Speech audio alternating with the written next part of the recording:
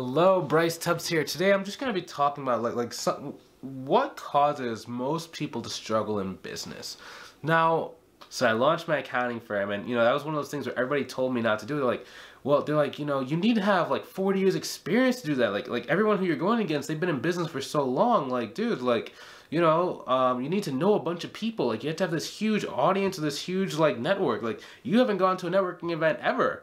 And I was like, yeah. And they're like, you don't know anybody, you're not good at marketing, you're not good at sales, and how are you going to price this stuff? I'm like, I don't know how I'm going to price it. I'm just going to try and figure it out.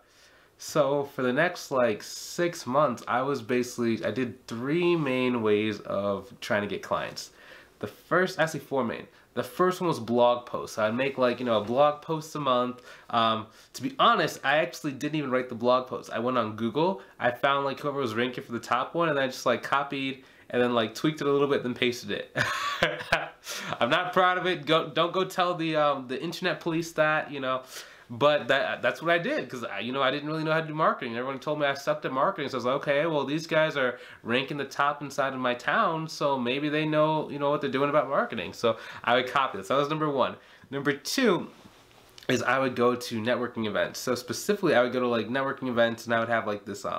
It took me like 3 months to go make these trifold brochures and a website. So I'd have these trifold brochures. I would go to the Chamber of Commerce, and I would put it inside of the Chamber of Commerce. I remember I had 50.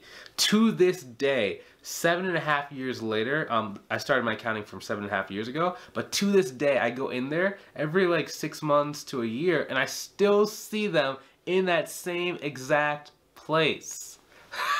No one took the brochures. It even had I don't know if I had a business card stapled to it. But yeah, so that was networking events. So I would be trying and talking to people, and don't get me wrong, once I started learning how to sell, then I did get clients from networking events. I did a lot of money from networking events, but in the beginning, it's funny because I thought I was having a marketing problem. Really, I had a sales and pricing problem. I didn't know how to price my stuff. I didn't know how to convey the value. I was getting leads. I was getting conversations with people. It's just they were not saying yes. I went 1 for 36. My first 36 consultation calls.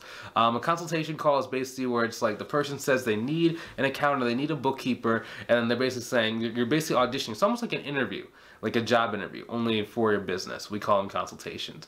And I went 1 for 36.